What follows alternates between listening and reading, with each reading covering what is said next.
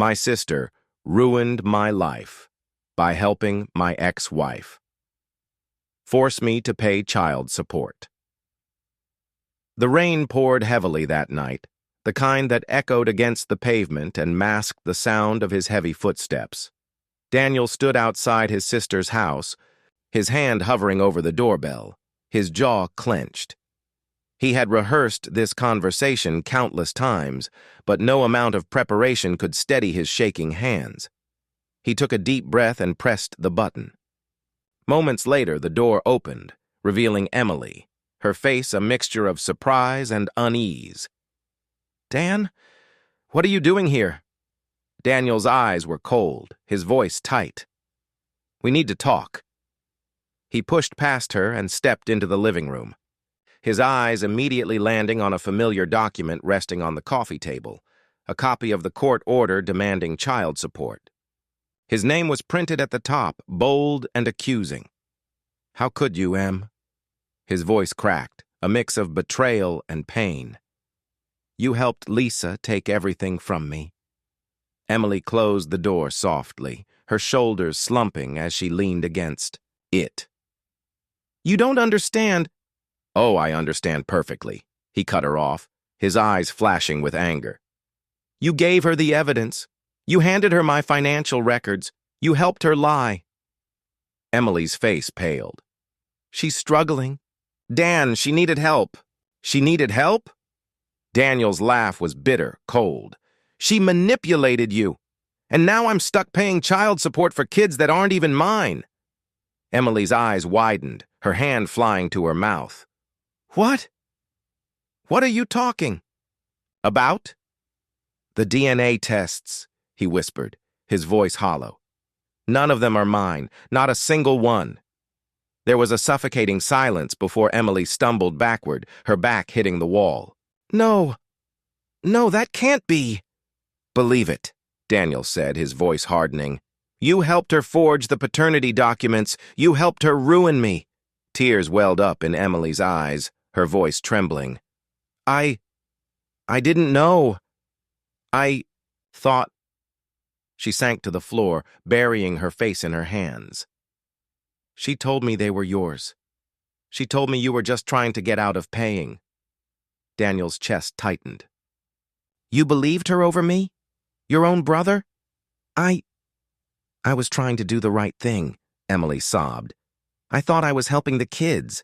Daniel shook his head, his fists clenching. "You didn't just help her. You destroyed me. I've lost everything. My savings, my home, my reputation." He took a shaky breath. "And now I find out that the woman I loved was lying to me all along. And my own sister helped her do it." Emily looked up, her eyes red and swollen. "I'm so sorry, Dan. I didn't know." "But you should have trusted me," he whispered, his voice cracking. "You should have come to me first." A heavy silence hung between them as the rain continued to pour outside, relentless and unyielding. After a long pause, Daniel turned to leave, his shoulders sagging under the weight of betrayal. Just as he reached the door, Emily's voice broke through the silence. "Dan, I'll fix this. I'll go to the court. I'll tell them everything." He stopped but didn't turn around. "You can't fix this, Em. Some things can't be undone." With that, he walked out into the storm, the cold rain washing over him as he disappeared into the night, leaving his sister behind, broken and haunted by the consequences of her choices. Unbeknownst to both of them, Lisa stood in the shadows, watching from the car parked across the street, her face void of remorse. She reached for her phone, her fingers dialing a number with practiced ease. "It's done," she whispered. "He knows," a deep voice responded on the other end. "Good. Now he'll have no choice but to pay." Lisa's lips curled into a cold smile. "And he'll never find out who really fathered those kids." The line went dead, and she leaned back, her eyes fixed on Daniel's retreating figure, her heart as cold as the rain that fell around her. She had played her part perfectly, and now there was no turning back. Daniel spent the next few days in a daze, his life unraveling faster than he could piece it together. The weight of betrayal hung heavy on his shoulders, an anchor dragging him deeper into despair. He couldn't escape the image of Emily's tear-streaked face or the chilling realization that Lisa had orchestrated everything. His phone buzzed, breaking his train of thought. It was his lawyer, Mark Reynolds. "We need to talk. I found something." An hour later, Daniel sat across from Mark in his office, papers strewn across the desk. Mark's face was grim. "I looked into the paternity documents just like you asked. They were doctored." Daniel's heart skipped a beat. "You mean?" Mark nodded. "Lisa never filed the real paternity tests. She used fakes. The originals were sealed in the hospital records. I pulled a few strings and got them." He slid the documents across the table. "None of those kids are biologically yours. Daniel's." Hands trembled as he scanned the papers, his suspicions confirmed. "She lied. She lied about everything." "And she had help," Mark added, his eyes narrowing. "From someone who knew exactly how to navigate the system. These documents were altered by a professional." Daniel's blood ran cold. "Emily's a paralegal. She would have known how to do it." Mark leaned back, his gaze calculating. "If your sister was involved, we need proof, and fast. If we can prove fraud, the child support order can be overturned, and you could even sue for damages." Daniel's jaw tightened. "I want to nail her for this. Both of them." Mark's lips curved into a grim smile. "Then let's get to work." Meanwhile, Emily sat in her living room, the guilt suffocating her. She hadn't eaten or slept since Daniel's visit. She had truly believed she was helping Lisa, helping the children. But now, everything felt tainted, twisted by lies. Her phone rang, jolting her from her thoughts. Lisa's name flashed on the screen. She hesitated before answering. "Lisa? Emily, we need to talk." Lisa's voice was sharp, almost panicked. "Daniel's on to us." Emily's stomach dropped. "Us? You mean, you knew?" "Of course I knew," Lisa snapped. "I orchestrated the whole thing. Do you think I would have left anything to chance? I needed those paternity tests changed. I needed him to pay." Emily's head spun. You lied to me. You told me he was the father. You said he was trying to abandon his kids." "And you believed me just like I knew you would," Lisa replied, her tone icy. "I needed your help, and you gave it to me. But now he's digging too deep. He's got his lawyer involved. If he finds out the truth, we're both going down." Emily's voice trembled. I didn't know. I didn't know they weren't his. I thought I was helping." "Well, now you're in just as deep as I am," Lisa hissed. "And if you don't keep your mouth shut, I'll make sure you take the fall for everything. I'll tell the court you were the mastermind. After all, you're the one who handled the documents, right?" Emily's blood ran cold. "You wouldn't—" "Oh, I would," Lisa threatened. "So get your act together. If he confronts you again, deny everything. Say he's lying. Say he's just trying to get out of his responsibilities." Before Emily could respond, the line went dead. She stared at her phone, her hands shaking. She was trapped, entangled in a web of lies that she had helped create. Daniel and Mark began their investigation, digging through old records, emails, and financial statements. The deeper they went, the more they uncovered. Discrepancies, hidden. Transactions and messages between Lisa and Emily. They needed a confession. "I'll confront her," Daniel said, his voice steely. "She's my sister. If I push hard enough, she'll break." Mark frowned. "And if she doesn't? If she sticks to Lisa's story, we'll have nothing but circumstantial evidence. We need hard proof." Daniel's eyes darkened. "Then we make her give it to us." The next evening, Daniel showed up at Emily's house again, this time armed with more than just anger. He carried a hidden recorder, his face a mask of hurt and betrayal. Emily opened the door, her eyes red and swollen. "Dan, please, I'm so sorry." Sorry, Daniel's voice cracked. You're sorry that you lied to me? That you helped Lisa destroy my life? I didn't know, she whispered, her shoulders sagging. I thought they were your kids. I just wanted to help. Daniel's face hardened. You expect me to believe that? You changed. The documents. You gave Lisa my financial records. You knew exactly what you were doing. Tears streamed down Emily's face. Lisa told me. She said you were refusing to help. She said you were abandoning them. She looked away, shame coloring her cheeks. I never meant to hurt you. Then why did you do it? Daniel demanded, his voice rising. Why did you betray your own brother?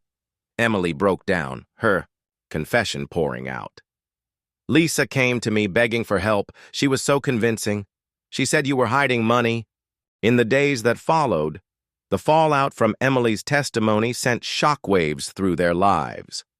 The court swiftly overturned the child support order, and Lisa faced charges for fraud and conspiracy, the financial strain that had suffocated. Daniel for years began to ease, but the emotional toll remained. Emily moved in with Daniel temporarily, a fragile truce forming between them. She helped him organize the mountains of paperwork, evidence of Lisa's deception scattered across his dining table. But the silence between them was heavy, haunted by betrayal and regret. One evening, as they sorted through documents, Emily finally spoke. I don't expect you to forgive me. Her voice was small, almost broken. I destroyed your life. I was supposed to protect you. Daniel looked up, his eyes weary but no longer angry. You were my sister before you. We're her friend. That's what hurts the most. You chose her lies over my truth. Emily's shoulders sagged. I thought I was helping. I thought I was doing the right thing. She wiped away tears, her hands shaking. I see now how wrong I was, and I'll live with that for the rest of my life. Daniel's gaze softened.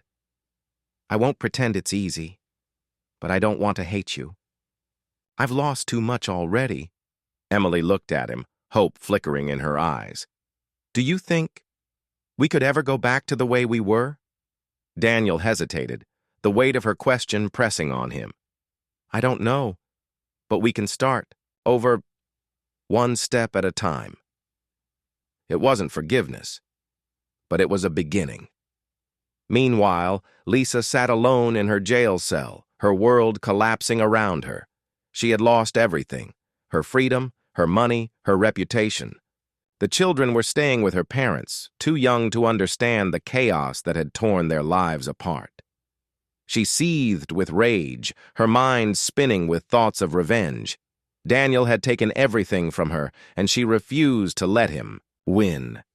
She had one last card to play, one last secret that could destroy him. A guard approached, unlocking her cell door. You have a visitor. Lisa's eyes narrowed as she was led to the visiting room, the familiar figure waiting behind the glass. She picked up the phone, her voice cold. What do you want? The man leaned forward, his expression unreadable. I heard about your situation, and I think we can help each other. Lisa's eyes flickered with intrigue. I'm listening, he smirked, his voice low and dangerous. I know things about Daniel, things that could ruin him for good, but I need your help to make it happen. Lisa's lips curled into a wicked smile. Tell me everything. Days later, Daniel received a letter in the mail. The handwriting was unfamiliar, but the message was unmistakable. You took everything from me. Now it's my turn. This isn't over. Daniel's hands tightened around the paper, his jaw clenching. He knew Lisa was capable of anything, even from behind bars. And now, she had help. He looked out the window, a chill running down his spine. This battle was far from over, and he had no idea what was coming next. As the years drifted forward, the idea of legacy began to shift in my mind. I no longer saw it as something fixed or defined by what I had done, but rather as an ongoing process, like the ripple of water after a stone is thrown. The foundation had long outgrown its beginnings, but its essence remained the same. A place for creation, for transformation, for the simple, unshakable belief that art could heal, change, and unify. I moved further into the background, my name no longer as central to the story. The new generation of creators, artists, musicians, writers, thinkers, carried the torch forward. They had their own struggles, their own battles to fight. But there was an unmistakable thread that connected them to the work we had all started. Each new project, each new collaboration was a testament to the resilience of the human spirit, to the power of creation, and to the simple belief that beauty could be found even in the most fractured places. Yet, even as I took a step back, I couldn't entirely detach myself from the world that had become my second family. There were still moments when I would find myself walking into a gallery, hearing a song on the radio, or reading a piece of writing, and there it was, the unmistakable echo of something I had been a part of, something bigger than any one of us. But life, as it often does, had a way of twisting, changing, and reminding us of the fleeting nature of time. It was a late afternoon when I received the call. The voice on the other end was familiar, yet it had changed. It was Melody. "Are you sitting down?" she asked, her tone serious but soft. "Melody?" I replied, a sudden knot forming in my stomach. "What's going on?" "It's Lena," she said. "She's gone." The words hit me like a punch to the gut. Lena had always been the rock, always steady, always the one who believed in the dream when no one else did. To think of her gone was almost unthinkable. "How?" I whispered, the word barely making it past my lips. She passed away. Last night. It was unexpected. A heart attack," Melody said, her voice breaking, though she was trying to stay composed. She had been feeling off for a while, but no one expected this. For a long moment, I couldn't speak. Lena's absence left a hollow space in the world, one that I wasn't sure could ever be filled. She had been the person who, more than anyone else, believed in the impossible. She had been the one who had given me a chance when I had no right to expect it, and now she was gone. I don't know what to say," I finally whispered.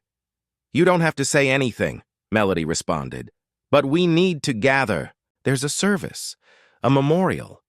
We need to honor her." And so, without hesitation, I knew what had to be done. The foundation, the legacy we had built together, could not simply exist as a tribute.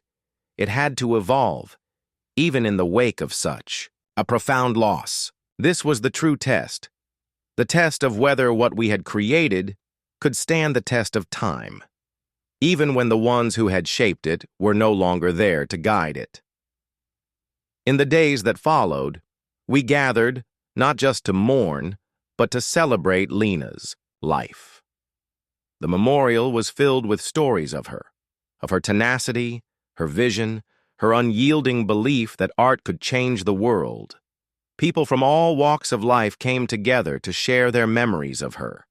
The walls of the space were adorned with her art, with pieces she had crafted, not just in the tangible sense, but in the intangible way she had shaped all of our lives. And as I stood there, surrounded by those whose lives had been touched by Lena, I realized something profound. The legacy wasn't about any one person. It wasn't about Lena or Melody or me. It was about all of us, the collective effort, the shared vision, the bond between creators. The art we had made, the people we had inspired, it would continue, long after we were gone. As I left the memorial that evening, the weight of the world seemed a little less heavy. Lena's passing, though devastating, had illuminated something crucial. It wasn't the end of the foundation, nor the end of our story. It was a transition, a reminder that creation was a cycle, and even in grief something new could emerge, And so life continued in its unpredictable, beautiful way. There were new challenges, new faces, and new moments of triumph. But one thing remained constant: the belief that art, in all its forms, was more than just creation. It was the very heartbeat of existence, a way to transcend time, to heal, and to connect. In the quiet moments, when the world outside seemed still, I would sometimes close my eyes and imagine the faces of those who had come before me, those who had helped build the foundation. Lena's face, Melody's, my own, and so many others. And I knew, deep in my heart, that the work we had done was not in vain. It had made a difference, and it would continue to make a difference long after the last of us had faded into the annals of history. The letter ignited a firestorm of anxiety within Daniel. He paced his living room, rereading the ominous message. How was Lisa still pulling strings from jail? And who was helping her? Emily watched him with concern. "Do you think she's bluffing?" Daniel shook his head, his jaw tense. "No.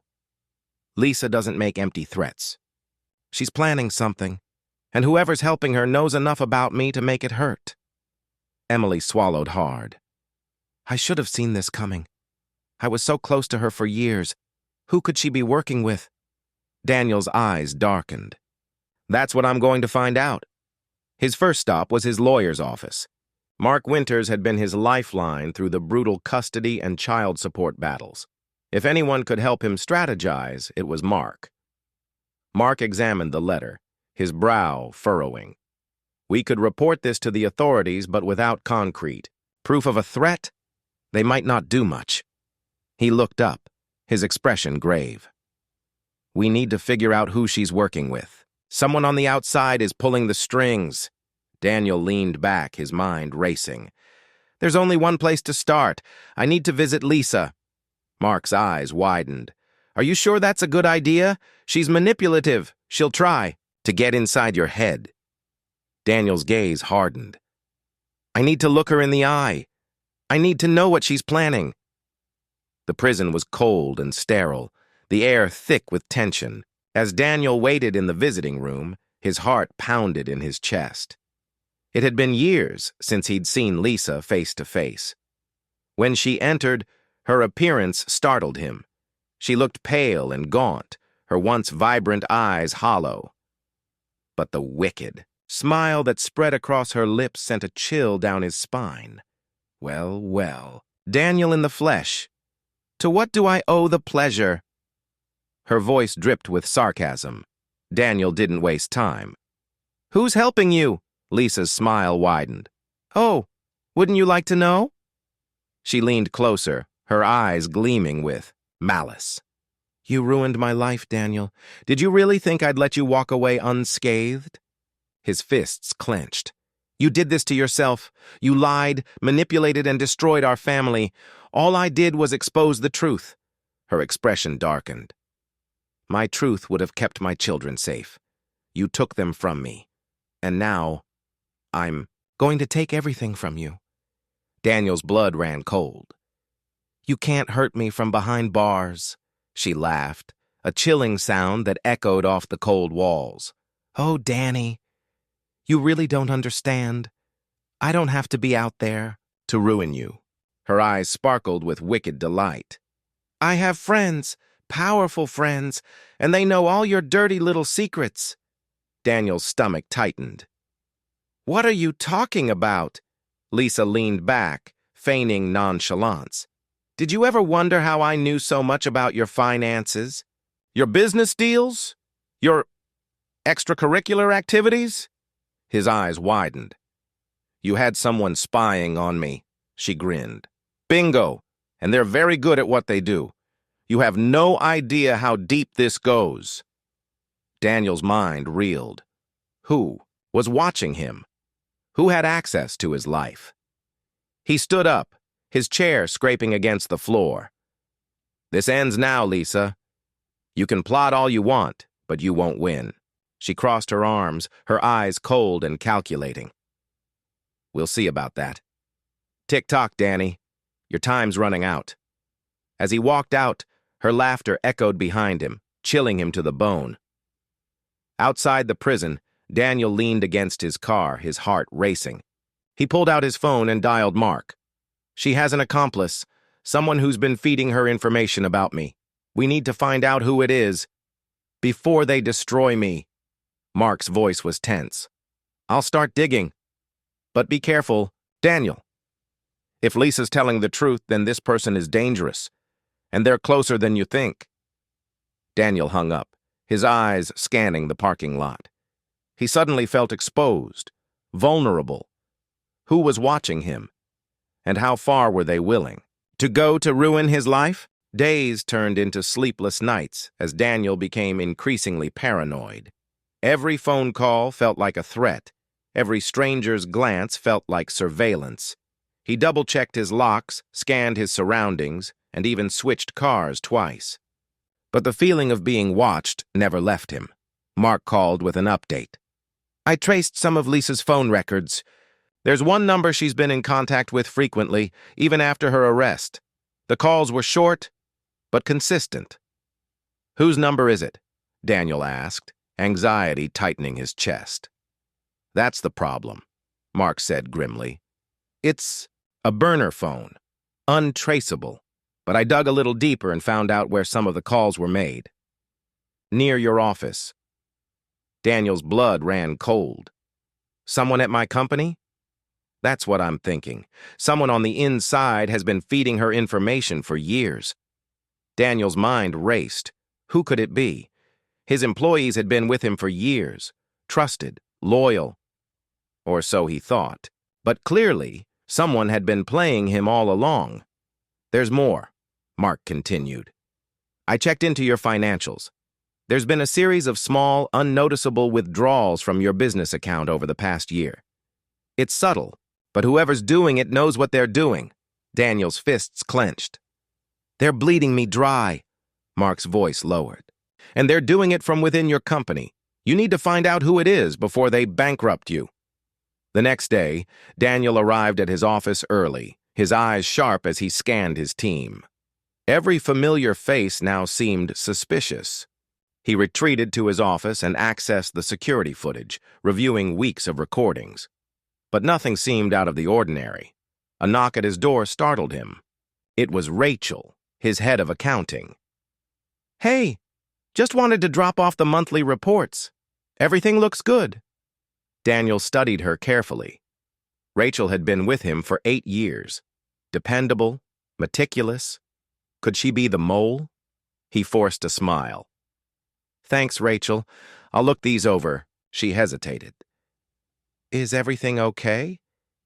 You've seemed distracted lately." His heart pounded. Was she fishing for information? He kept his voice steady. "Just a lot on my mind, but thanks for checking in." Rachel nodded and left, her demeanor calm and professional. But Daniel's gut twisted with suspicion. Was she that good of an actress? That evening, Daniel met with Mark at a secluded bar. They sat in a corner booth, speaking in low voices. "Whoever this is, they're careful," Daniel said, his frustration evident. "I've watched hours of footage and nothing. They know how to cover their tracks." Mark leaned in. "We need to draw them out, make them think they've won." Daniel's eyes narrowed. "You want to set a trap?" Mark's lips curled into a smirk. "Exactly. We leak false information, something they can't resist. Then we see who takes the bait." Daniel's mind raced. "And once we know who it is, we take them down. Hard." The plan was simple but risky. Daniel spread rumors within the company that he was planning a major merger, one that would double the company's value. It was all fabricated, a perfect lure for someone stealing financial information. Days passed with no sign of betrayal. But then, Rachel came into his office, her demeanor slightly off. "I heard about the merger. Is it true?" Daniel's heart skipped a beat. "Who told you that?" She hesitated. "I overheard some of the team talking. Just curious." He kept his face neutral. It's just in the planning stages. Nothing concrete yet. Rachel nodded, her expression unreadable. Well, good luck with that. As she walked out, Daniel's eyes followed her, suspicion growing. But he needed proof. That night, Mark called. We got a hit. Someone accessed your financials right after you spread the merger rumor. They tried to siphon more money, but I blocked the transfer. Daniel's breath caught. Who was it? Mark's voice was grave. Rachel. She's been working with Lisa from the start. The room spun around Daniel. His trusted head of accounting, his confidant for 8 years, was the mole. Mark continued. She's been funneling information to Lisa and draining your accounts little by little. And get this, she visited Lisa in prison last week, twice. Daniel's jaw clenched. So, Lisa had an inside woman this whole time, manipulating me, stealing from me. Mark's voice was steely. She's not just an accomplice, Daniel. She's the mastermind. Lisa may have set things in motion, but Rachel's the one who's been executing the plan. Daniel's blood boiled. I'm going to confront her. Mark's tone was firm. No, not yet. We need to play this smart. Gather more evidence. Build an airtight case. If you confront her now, she'll destroy everything before we can stop her. Daniel took a shaky breath. Fine, but when the time comes, I'm bringing her down. Both of them. Mark's voice was cold. Count on it. As Daniel hung up, he felt a chill run down his spine. Lisa had turned his own company against him. The next morning, Daniel walked into his office, his expression carefully neutral. He greeted his employees as usual, his eyes lingering on Rachel just long enough to feel the sting of her betrayal. She smiled back warmly, the perfect mask of loyalty and trustworthiness. He fought the urge to confront her right then and there. Instead, he retreated to his office and called Mark. How do we play this? Mark's voice was calm, calculated. We need her to believe she's still in control. Let her keep thinking. She's one step ahead. Meanwhile, I'll be monitoring every move she makes. Daniel agreed, but the wait was agonizing. Each day, he watched Rachel go about her duties, her demeanor unchanged. She was good, too good, but Daniel was done being played. A week later, Mark called with an update. She's planning something big. There's been an unusual amount of activity on your financial servers. She's covering her tracks well, but I found a backdoor she's been using. Daniel's fists clenched. What's she after? Everything, Mark replied. She's setting up to drain your accounts completely, but she needs one final authorization. From you. Daniel's jaw tightened. She's going to try to manipulate me into signing off on my own financial ruin. Mark's voice was hard. We let her go through with it. I've set up a trace. The moment she executes the transfer, we'll have undeniable proof of her involvement. But you need to play along, act like nothing's wrong. It took every ounce of restraint Daniel had, but he agreed. The trap was set. Now, they just needed Rachel to walk right into it. The opportunity came the next day when Rachel knocked on his office door, a folder in her hand. Hey, Daniel, I just need your signature on this. It's for the new investment account we discussed last month. She handed him the document, her face perfectly composed. Daniel scanned it, his heart pounding. It was a carefully crafted document, expertly masked as a routine business transaction. But Mark had warned him this was the final piece Rachel needed to access his main account. Daniel looked up, forcing a casual smile. Looks good. You always keep things running smoothly, Rachel. I don't know what I'd do without you. Rachel's eyes flickered with something unreadable before she returned his smile. Just doing my job. He signed the document, his hand steady despite the adrenaline surging through him. Thanks. I trust you with everything around here. Rachel's smile widened. I appreciate that. As she walked out, Daniel felt a chill run down his spine. He had just handed the fox the keys to the henhouse. Now, All he could do was wait. That night, Mark called. She took the bait. The transfer went through, straight to an offshore. Account registered in Lisa's name. We've got her.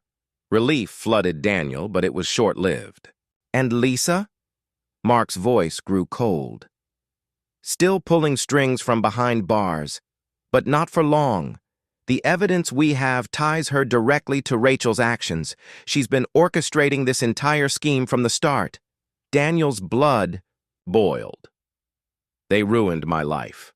Took everything from me. I want them to pay. They will, Mark assured him. I've already notified the authorities. They're moving in on Rachel right now. The next morning, Daniel arrived at the office to find chaos. Police officers were escorting Rachel out in handcuffs, her face pale and eyes wide with shock. She caught his gaze, her expression twisting with betrayal and fury. "You set me up!" she spat, struggling against the officers. "You were supposed to trust me." Daniel's face hardened. "I did, but you chose to betray me, just like Lisa." Rachel's eyes burned with hatred. "You don't understand. You never did. It was never about the money. It was about destroying you, just like you destroyed her." Daniel's stomach dropped. "What are you talking about?" Rachel's lips curled into a bitter smile. "You really don't remember, do you? You stole everything from Lisa long before. She took anything from you. She loved you, trusted you, but you threw her away like garbage. She wanted you to feel that same pain." Daniel's mind reeled. He remembered the early days of his marriage, his relentless focus on his career, the late nights at the office, the emotional distance that grew between him and Lisa. But he never imagined it would lead to this, to her orchestrating his complete destruction. "You chose to be her puppet," Daniel shot back, anger and confusion swirling inside him. "You didn't have to go along with this." Rachel's eyes darkened. "I did it because I loved her. I watched you destroy her piece by piece. I helped her because she deserved revenge, because you deserved to suffer." The officers pulled her away, her accusations echoing in Daniel's mind long after she was gone. In the days that followed, the truth unraveled. Rachel had been more than just Lisa's accomplice. She had been Lisa's best friend since college, silently watching as Lisa's marriage fell apart. In the months that followed, Daniel tried to piece his life back together. His company stabilized, his finances restored, and his name cleared, but the emotional fallout lingered. He threw himself into work, trying to fill the void with productivity, but the echo of Rachel's words haunted him. "You destroyed her, piece by piece." He couldn't shake the feeling that, despite their betrayals, Lisa and Rachel's actions were born from pain he had unknowingly inflicted. He needed closure, answers, to questions that gnawed at him every night. One afternoon, Mark stopped by his office. "You look like hell," he said, his voice carrying a rare note of concern. "It's over, Daniel. You won." Daniel shook his head. "I don't feel like I did. I keep replaying everything, trying to see where it all went wrong." Mark hesitated before speaking. "Maybe it's time to face the past. Go see her." 2 weeks later, Daniel stood outside the imposing walls of the women's prison. His stomach churned as the guards led him through a maze of corridors to the visitors' area. Lisa was already seated behind the glass partition, her face pale and drawn but still striking. She looked up as he approached, her eyes narrowing with suspicion. "Why are you here?" Daniel picked up the receiver, his fingers tightening around the cold plastic. "I needed to understand why you did it, why you hated me enough to destroy my life." Lisa's expression softened for a moment before hardening again. "You wouldn't understand." "Then make me understand," Daniel insisted, his voice cracking. "I know I wasn't a perfect husband, but what I did, it didn't deserve. This." Lisa leaned back, crossing her arms. "You never saw me, Daniel. Not really. You married me because I fit the image you wanted. Perfect wife, perfect life. But you never loved me. Not the real me. Daniel's chest tightened. I loved you. I did. But I got lost in my career. I made mistakes. That doesn't justify what you did. Her eyes blazed. You think it was just about the money? About revenge? It was about making you feel as powerless as you made me feel. Every time you chose work over me, every time you ignored my pain, you killed a part of me. Daniel's jaw clenched. So you tore my life apart? Framed me? Made me think I was going crazy? Yes, Lisa admitted, her voice cold. Because you never once looked back to see the damage you caused. You moved forward, always focused on your next goal, leaving me behind in the shadows. Daniel felt the weight of her words, the bitterness that had festered for years. I didn't know. I didn't realize how much I hurt you. Lisa's eyes glistened with unshed tears. You never cared to know. And when I tried to show you, you shut me out. You built walls, Daniel, and I was on the outside, screaming to be let in. His throat tightened, guilt clawing at him. I was so focused on building a life for us, I didn't see that I was destroying you in the process. Lisa's face crumpled, her anger giving way to pain. You made me feel invisible, worthless. So I decided to make you feel the same. The truth shattered Daniel's defenses, leaving him raw and exposed. All this time, I blamed you for everything, but I played a part in this too. Lisa looked down, her shoulders slumping. I didn't want it to end this way. I just wanted you to see me, to love me. Daniel swallowed, the lump in his throat. I did love you, but I didn't know how to show it. I was too busy chasing success, thinking it would make us happy. She met his gaze, her eyes searching his. Would it have changed anything if you knew? Would you have tried to fix us? Daniel's heart broke at the vulnerability in her voice. I don't know, but I wish I had tried. I wish I had listened. Silence hung between them, heavy with regret. After a long moment, Lisa looked away. It's too late now. I know, Daniel whispered, his voice hollow. But I needed to hear the truth. I needed to understand. Lisa's shoulders sagged as if the fight had drained out of her. I loved you once, but that love turned into hate when you made me feel like nothing. Daniel stood, his body numb. I'm sorry, Lisa, for everything. She didn't respond, her eyes fixed on the floor.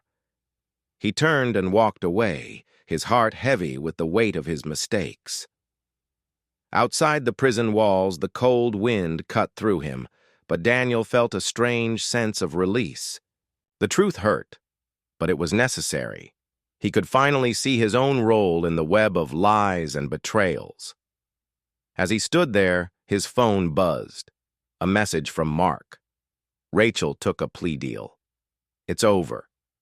Daniel exhaled, feeling the final piece of the puzzle click into place. It was over. But the scars would remain.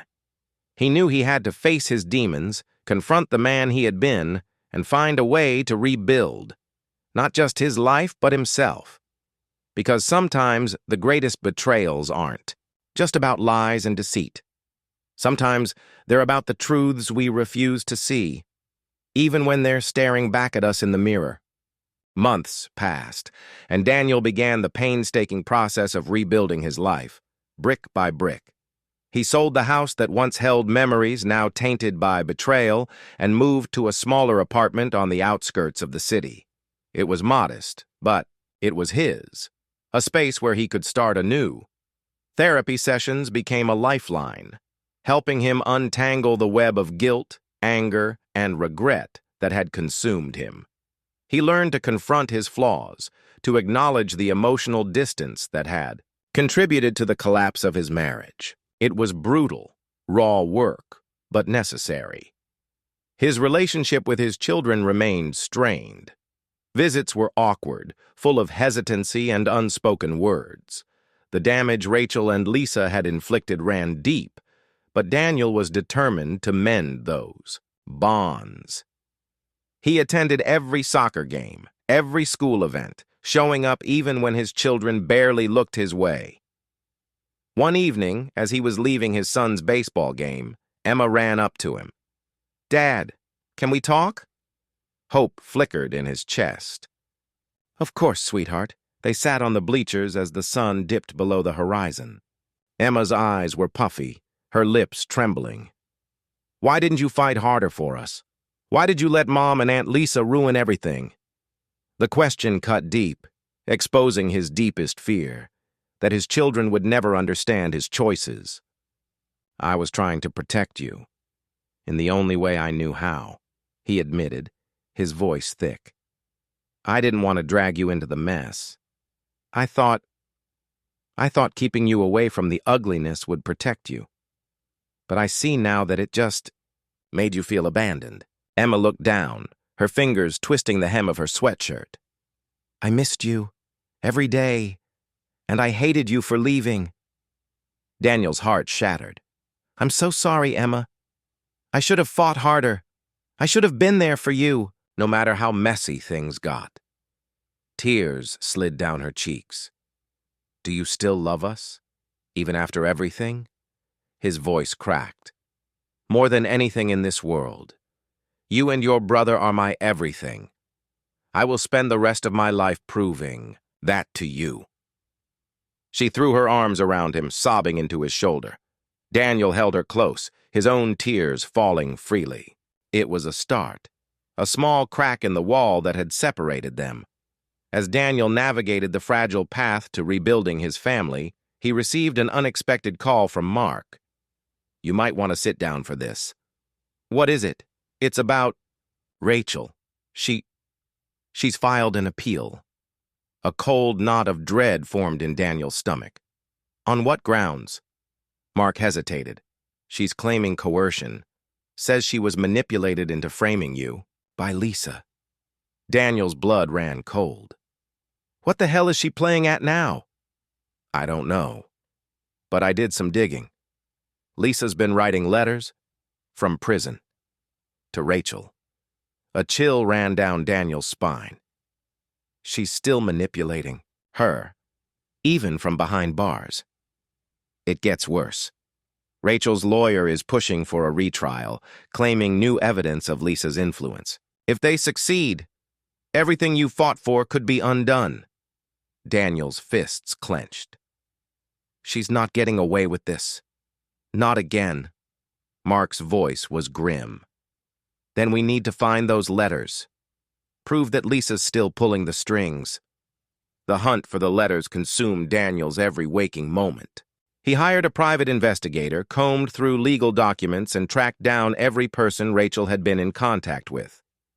Finally, a breakthrough came from an unlikely source, Lisa's cellmate, a woman named Marissa, who was willing to talk in exchange for a reduced sentence on her own charges.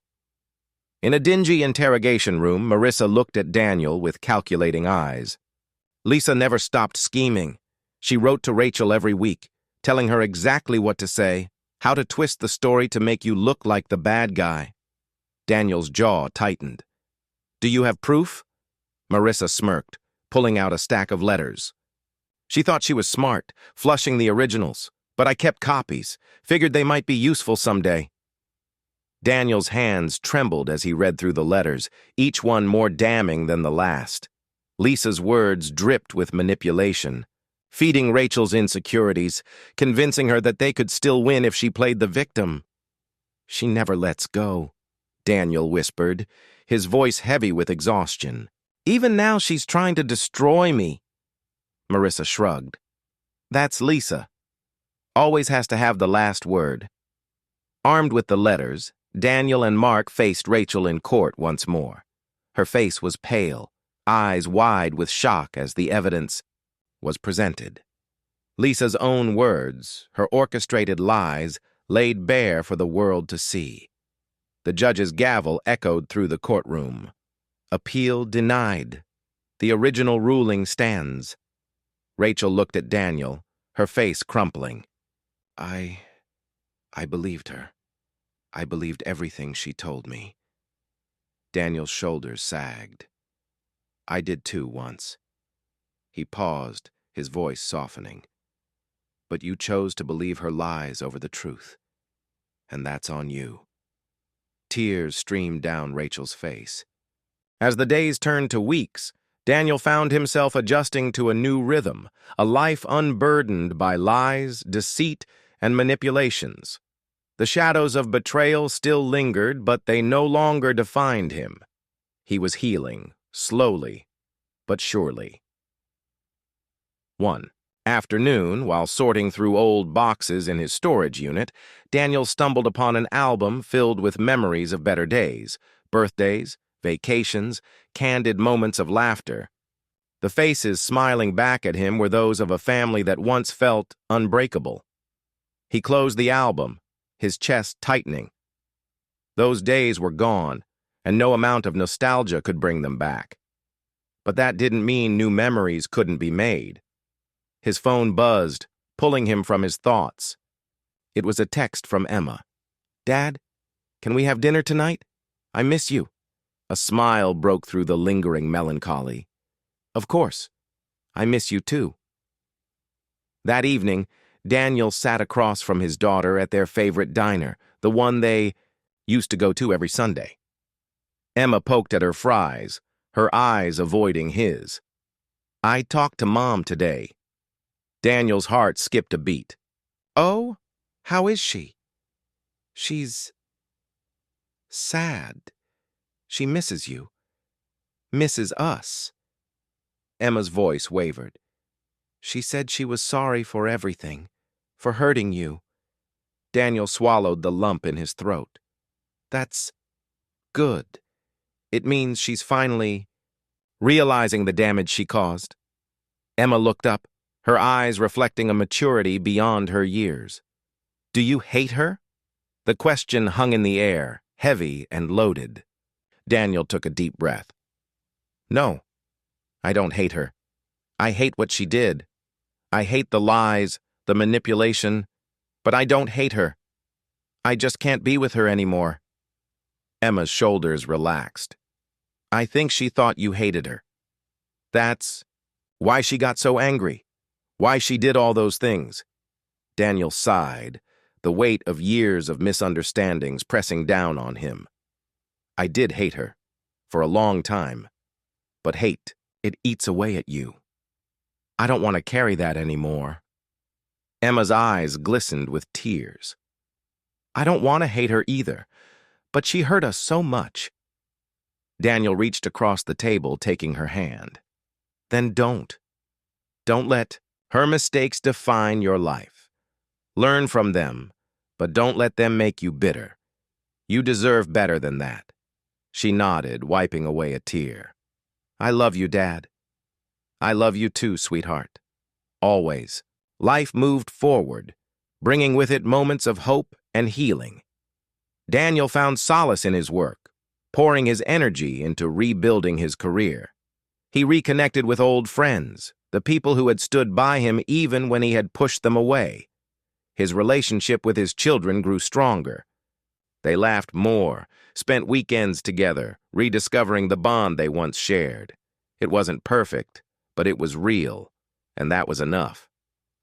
Rachel reached out once asking for forgiveness. Daniel met her at a quiet cafe, her face worn and weary. "I don't expect you to take me back. I need you to know that I'm sorry for everything." Daniel looked at her, seeing not the woman who had betrayed him, but the mother of his children, the woman he had once loved deeply. "I forgive you, Rachel, but that doesn't change what happened. We can't go back to the way things were." She nodded, tears glistening in her eyes. "I understand. I needed you to know." They parted with a quiet understanding. There would be no reconciliation, no fairy tale ending. But there was closure, and for Daniel, that was enough. One evening, as Daniel sat on his balcony, watching the sunset, his phone buzzed again. It was a message from Mark. "Lisa's up for parole. Thought you should know." His jaw tightened, memories of her manipulation and betrayal flooding back. Even now, she still cast a shadow over his life, but Daniel had changed. He was no longer the man she could destroy. He typed back, "Thanks for letting me know. She's not my problem anymore." Mark replied, "Proud of you, man. You finally beat her." Daniel put his phone down, breathing in the cool evening air. It was true. Lisa had tried to ruin him, and for a while she had succeeded. But he had risen from the ashes, stronger and wiser.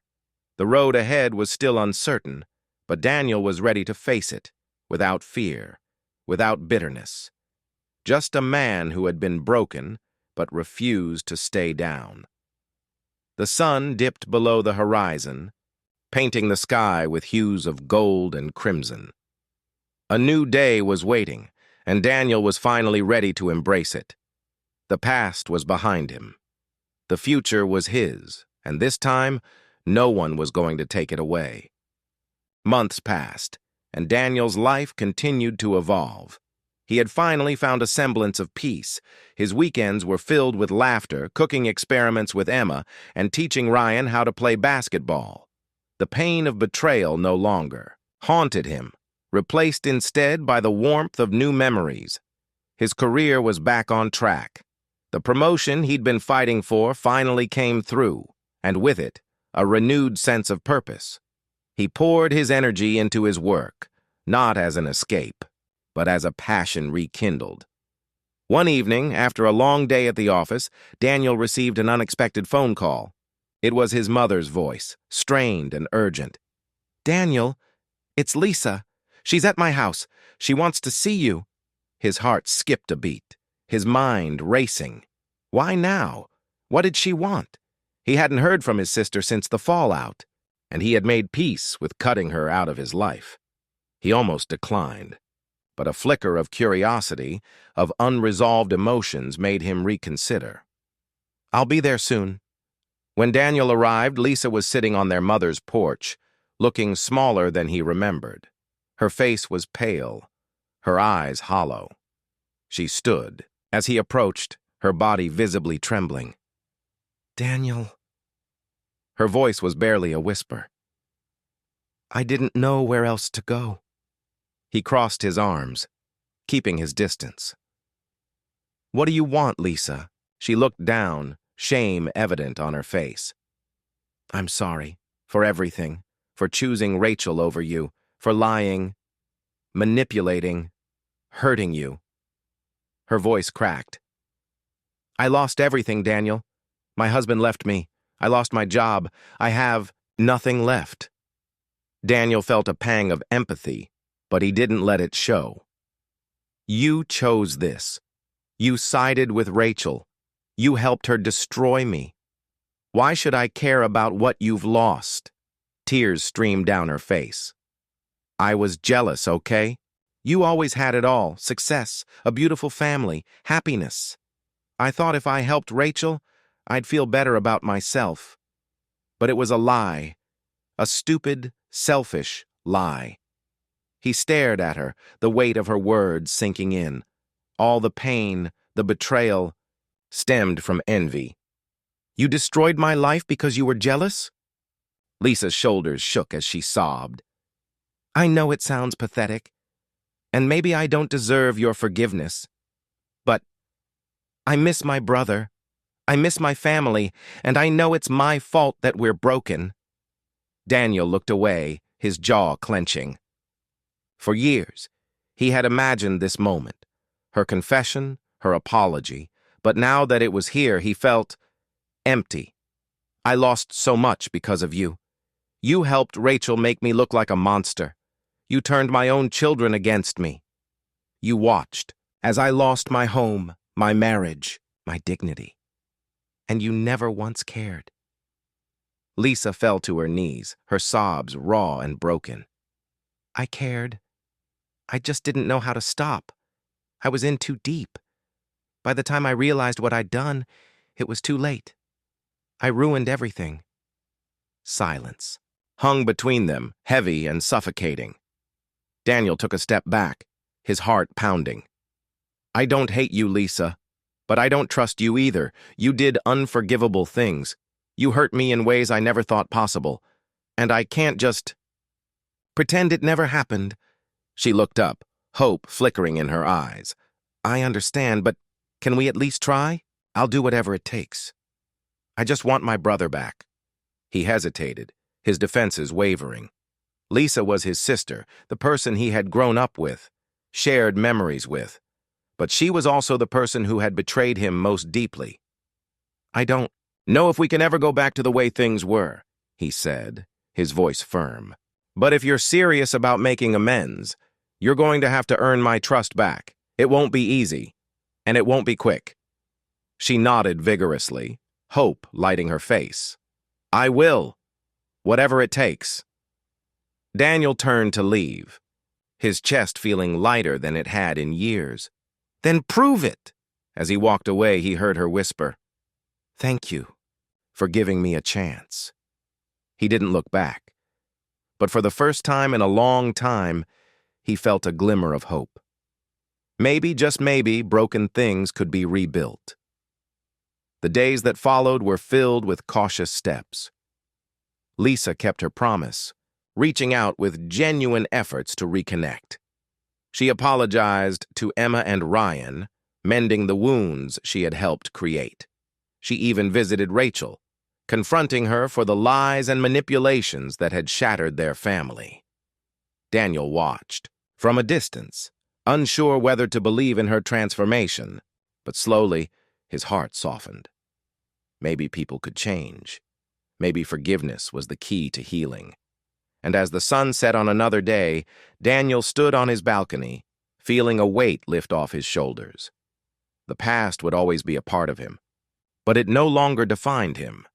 His journey wasn't over, but he was finally ready to take the next step, towards forgiveness, towards healing, towards a future he was no longer afraid to face. And this time, no one could take that away from him. As the weeks turned into months, the process of rebuilding continued. Daniel felt the old weight of bitterness and resentment begin to dissipate, but the scars of his past, while healing, still lingered. Lisa's efforts to atone were genuine, but the wounds she had left were deep, and he could no longer pretend everything was simply okay. Yet, he found himself slowly letting her back into his life, at least enough to witness her attempts to prove she had changed. One evening, Daniel sat in his living room, his mind spinning with thoughts of what the future might hold. It had been a long time since he had felt at peace with himself, and the sense of uncertainty about what came next began to creep back in. Was he truly ready to trust again? Was he prepared to let his family be whole once more? A sudden knock at the door startled him from his thoughts. He opened it to find Emma standing there, her eyes serious. She looked at him, hesitated, then spoke. "I think we need to talk about Mom." Daniel braced himself. "What about her?" "She's trying again," Emma said, her voice tight. "She wants to be a part of our lives, but I'm not sure if I can forgive her. I'm not sure I want her around." Daniel felt his chest tighten. It had always been his hope that, for Emma and Ryan's sake, they would heal from the rift in their family. He had seen the confusion and hurt in their eyes when they learned of Lisa's betrayal. Their trust in her had been shattered, just as his own had been. "I know," he said quietly. "I don't know if I can either. But I'm trying. For us, for you and Ryan." Emma nodded, her lips pressed together. "I don't know if I can, Dad. I see what you're trying to do, but it's hard." "I know it is," Daniel replied. "But sometimes forgiveness is a choice, not something that just happens." Her eyes searched his face. "Do you think Mom deserves it?" Daniel took a deep breath. "I don't know if she deserves it.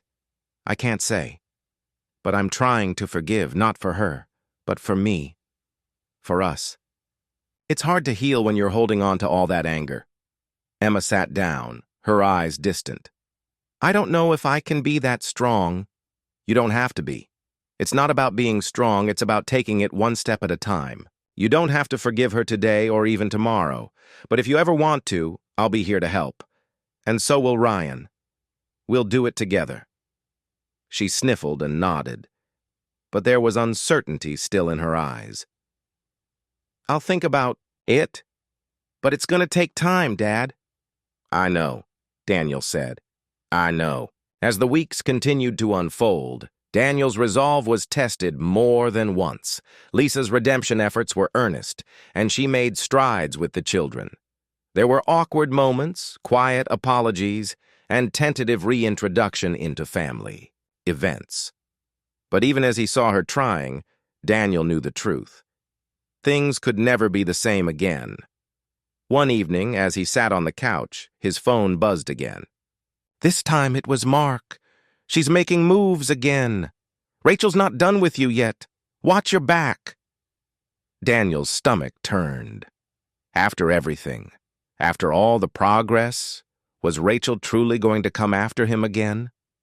His heart pounded, the fear and anxiety of the past threatening to resurface. He responded quickly. What do you mean? What's she up to now? I don't know. But she's starting to make noise. I heard some things. Be careful.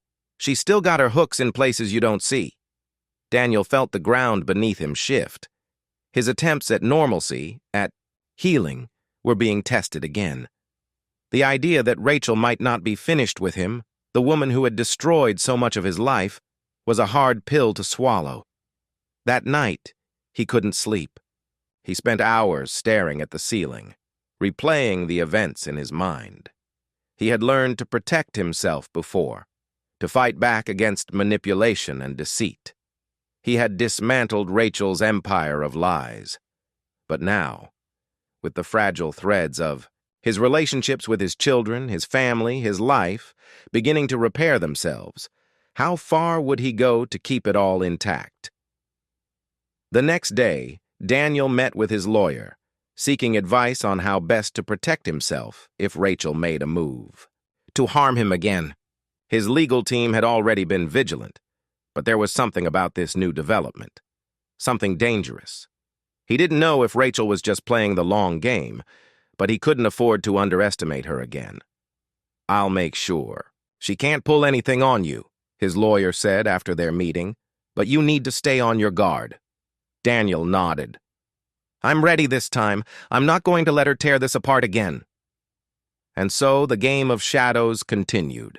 Rachel's manipulations were no longer as effective, but her reach remained strong, and she would not go down quietly. But Daniel was no longer the man she could control. He had learned, adapted, and was prepared to face whatever came next. The game wasn't over, but Daniel knew he had the strength to see it through. The weeks that followed Daniel's meeting with his lawyer were a tense mixture of hope and vigilance. He poured himself into his work, finding solace in the structure it provided, yet every phone call, every knock on the door, every unexpected message left him on edge. The constant shadow of Rachel's possible retaliation loomed over him, darkening the bright patches of progress he'd made in his personal life. But as each day passed, Daniel grew stronger. He no longer flinched at the sound of his phone buzzing. His eyes no longer darted toward the door when he heard footsteps outside. Rachel might have been a part of his past, but he had learned that nothing, not even her cruel game, could define his future. One evening, while Daniel sat on his back porch, watching the sun dip below the horizon, Emma came out and sat beside him, a quiet, determined expression on her face. Dad, she said, breaking the comfortable silence that had settled between them. I've been thinking. Daniel turned to look at her, sensing the weight of her words. About what? About Lisa, she said, her voice soft but steady. I think I'm ready to forgive her. Not completely, not right away. But I think I'm ready to stop hating her. Daniel's heart swelled with pride. Emma had always been the one to hold grudges longer than anyone, but seeing her wrestle with that anger and choosing to let it go spoke volumes about her growth. "I'm proud of you," he said, his voice thick with emotion. "I know it's not easy, and it's not something you should rush, but I know you're doing it for yourself, and that's what matters most." Emma nodded, a small, thoughtful smile, tugging at her lips. I think it's time I let go of all the stuff that's been holding me back." "I don't want to be angry anymore, not at Lisa, not at you, and not at anyone." The weight of her words settled deep in Daniel's chest. It had been a long road for them both, filled with pain and frustration, but now it seemed like they were finally beginning to rebuild, not just as a father and daughter, but as two people who had been broken and were learning to heal together. Over the next few months, Lisa made her presence felt in their lives in quieter ways. She attended family gatherings, cautiously at first, with an underlying tension in the air. The children were reserved, but they didn't reject her. Slowly, tentatively, Lisa began to prove that she wasn't the same person who had torn their world apart. It wasn't easy, and there were moments when Daniel's doubts surfaced. But for every small gesture of kindness, for every heartfelt apology she offered, he saw the possibility of rebuilding the bond they had once shared. Yet even as they all made strides, Daniel couldn't shake the feeling that something was off. Rachel's presence in his life, though distant for the moment, still felt like an unresolved chapter. It was as if the book had been closed but not fully finished, leaving an unsettling void. Then, one evening, the phone call came. It was Mark. Again, his voice frantic. "Daniel, she's back. Rachel. She's making moves, and I think she's got something big planned. I don't know what yet, but I've heard rumors. You need to get ahead of this, fast." Daniel's stomach clenched. Despite everything, Rachel was not done with him. Her vendetta had never been fully extinguished. It had simply been dormant, waiting for the right moment to resurface. Without wasting a moment, Daniel reached out to his lawyer. They needed to be prepared. Whatever Rachel was plotting, they couldn't afford to be blindsided again. He could feel the old, familiar rush of adrenaline flooding his veins. This time, however, he wasn't unprepared. He was ready. The next few days passed in a blur of phone calls, meetings, and strategic planning. Daniel took every precaution, reinforcing his defenses, both legal and personal. He watched his back, kept his circle small, and made sure every move was calculated. No more surprises. And then it happened. Rachel reappeared, but not in the way Daniel had expected. One morning, after an exhausting night of strategizing, Daniel received a letter. It was delivered by hand, left at his doorstep without a word. Inside, a single sheet of paper lay, its message stark and simple. "I never wanted to ruin you, Daniel, but sometimes you have to destroy something to rebuild it. You're stronger than you think. I'm leaving. For good." For a moment, Daniel's breath caught in his throat. He stared at the letter, unsure what to make of it. Rachel was unpredictable, but this was different. It wasn't a confrontation, wasn't a demand. It was an end. Was it really over? He stood there for a long moment, the weight of the letter pressing on his chest. It felt too final, too clean. There were no strings left dangling, no clues to unravel, no threats to guard against. It was just over. That evening, Daniel sat down with Lisa. The conversation they had been avoiding finally surfaced. "Did you hear about Rachel?" The days following Rachel's sudden departure were a mixture of unease and cautious optimism for Daniel. He kept waiting for the other shoe to drop, for some hidden agenda to reveal itself, but as time went on, it seemed like Rachel's chapter in his life was truly over. He allowed himself to believe that she was finally out of the picture, but a small part of him couldn't help but wonder, was it really that simple? In the meantime, his family began to heal in ways Daniel hadn't anticipated.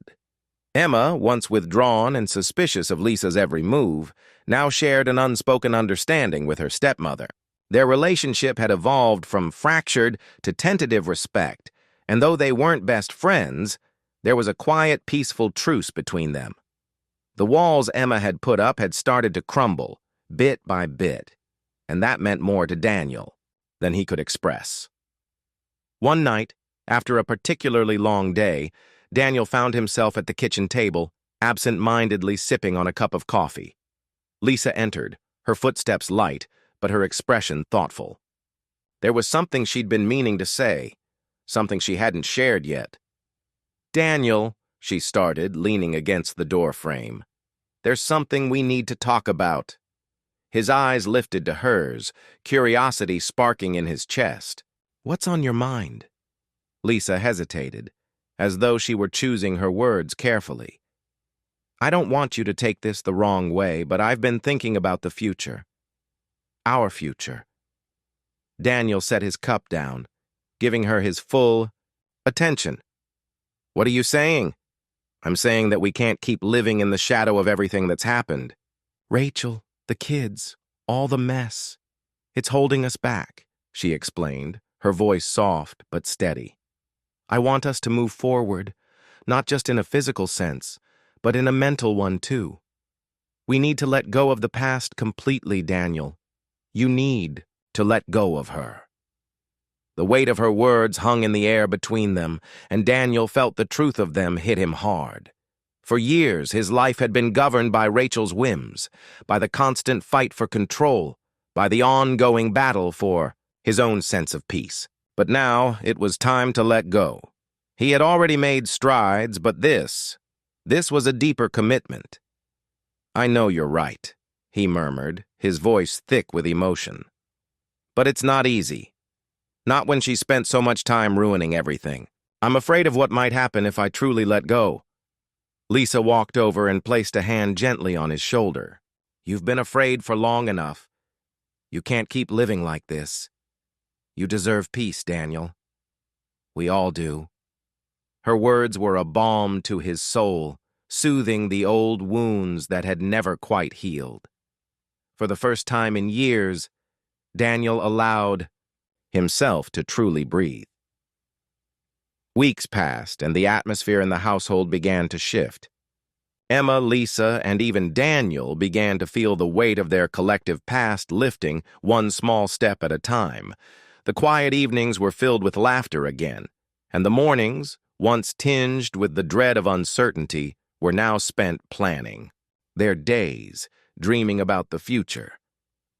But then, just when Daniel thought he could finally put his past behind him, an unexpected phone call arrived. It was his lawyer. "Daniel," Mark said, his voice cautious. "There's something you need to know. I've been keeping an eye on things for you, and I just got word that Rachel might have another play in mind." Daniel's blood ran cold. "What do you mean?"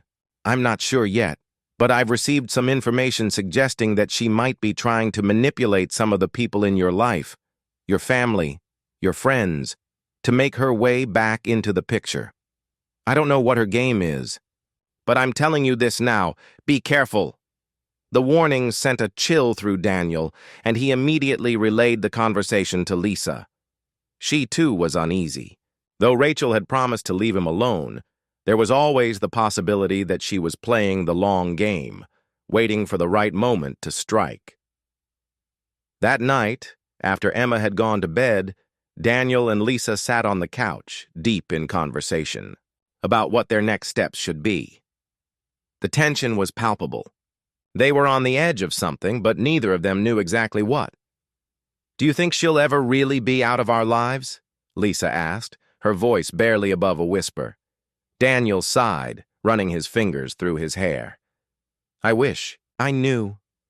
Part of me wants to believe she's gone for good. But after everything, I don't know. I think we'll always have to watch our backs." He leaned back against the couch, staring at the ceiling as if the answers would somehow come to him in the silence of the room. His life had been defined by chaos for so long, by Rachel's manipulation and deceit, that it was hard to imagine a life where he could truly just live, without fear, without guilt, without looking over his shoulder every second. But then, as he sat there with Lisa. As the days wore on, Daniel and Lisa fortified their resolve. They no longer flinched at the thought of Rachel's looming presence. Instead, they embraced the tension as a necessary part of their fight for peace. Together, they crafted a strategy to eliminate the final remnants of Rachel's influence through careful legal moves, strategic calls to their closest confidants, and the quiet conviction that they would not be intimidated. It was the night before their final court date, the one that would solidify their standing in Rachel's long and costly campaign to manipulate them, that Daniel found himself unable to sleep.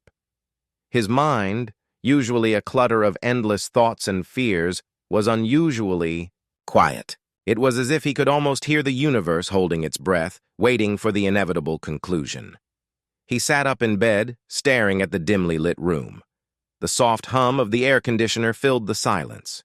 His fingers absently traced the edge of his nightstand, the rhythm soothing, grounding him. Lisa, beside him, slept soundly, her face peaceful, free from the constant tension she had once carried. But something gnawed at him. The phone call with his lawyer earlier that week had sounded reassuring, but there was a lingering doubt he couldn't shake. Was Rachel really done with them? Could she really walk away?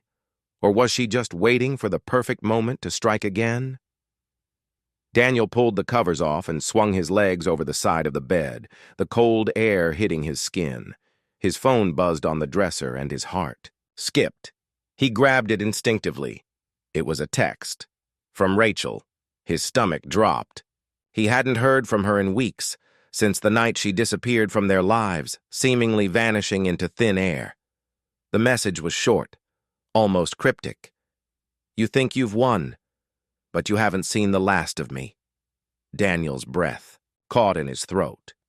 He read it over and over, as if the words might somehow shift into something more harmless, but they didn't. The message was chilling, like a shadow creeping back into his life, uninvited and determined. He sat there in silence, letting the weight of her words settle over him. He had believed, perhaps naively, that Rachel had been dealt with, but this message? It was a reminder that she had never truly been gone. She was still lurking in the shadows, waiting for an opening, for an opportunity to strike. Daniel's thoughts raced. Was this part of her plan all along? Had she been biding her time, waiting for the perfect moment to destabilize everything once again? His hands tightened around the phone, and he could feel his pulse quicken as adrenaline surged through his veins. He slipped out of bed, quietly, so as not to disturb Lisa. Every muscle in his body was taut, his instincts kicking in, warning him of something he couldn't yet see but knew was coming.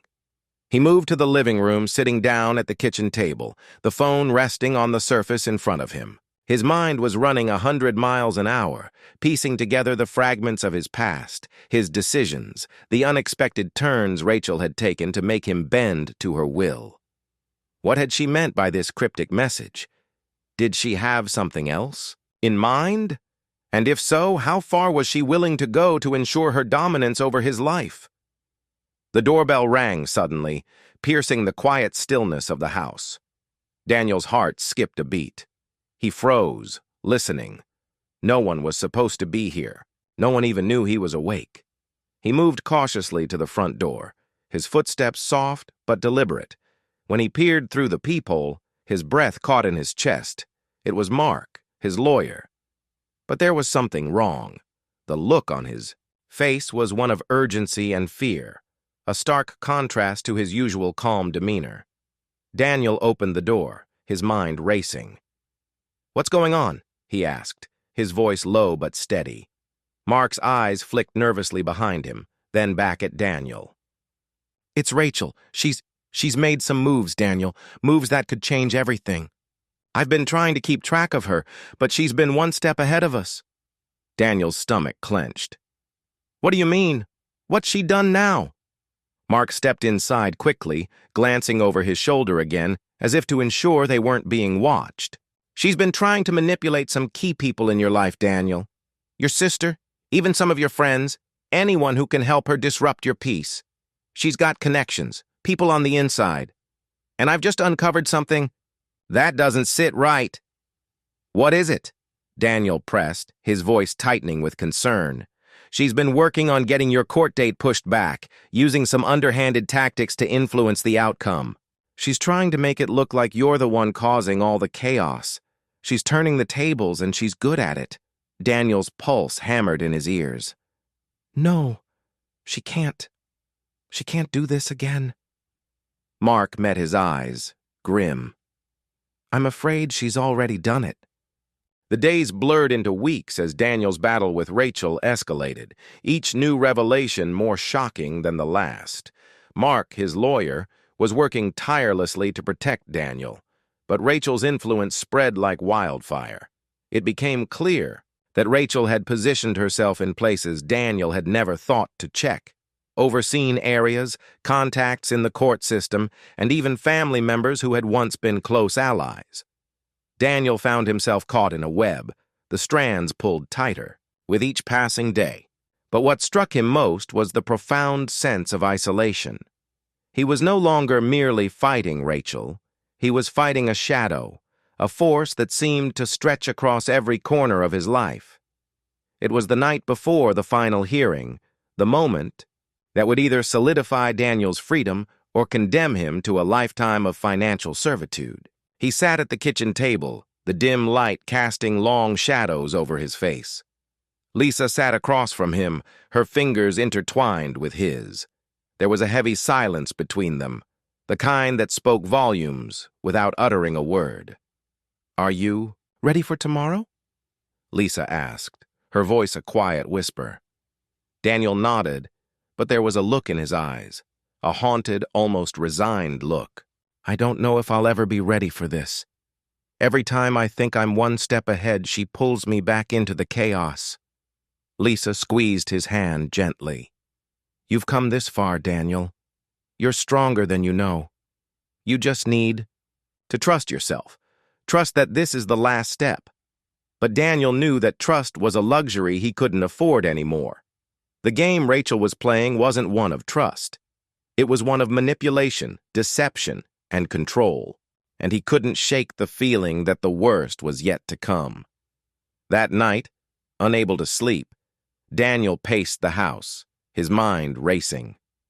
He kept thinking about the moments leading up to this point, the phone calls from Rachel, the cryptic texts, the hidden messages in every move she made.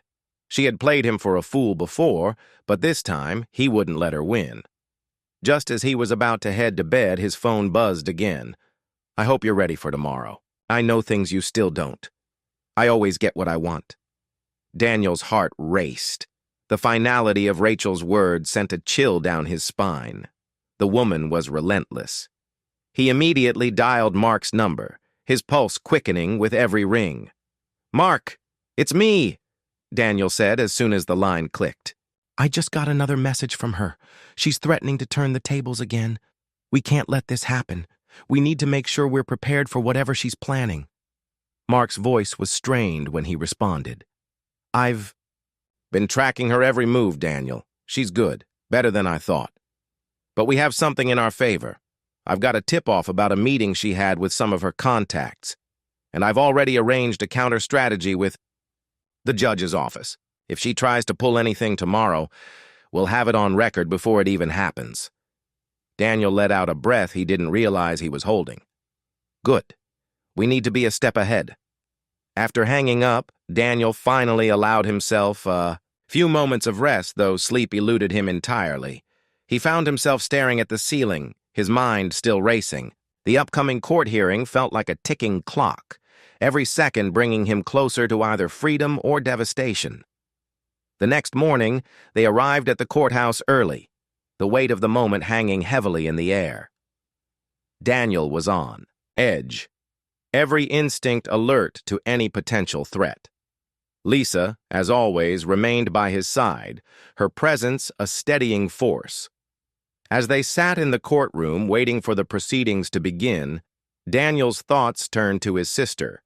Rachel had Used her, manipulated her, turned her into an unwilling pawn in this game. If there was one thing Rachel had always been able to do, it was play on people's weaknesses, their vulnerabilities.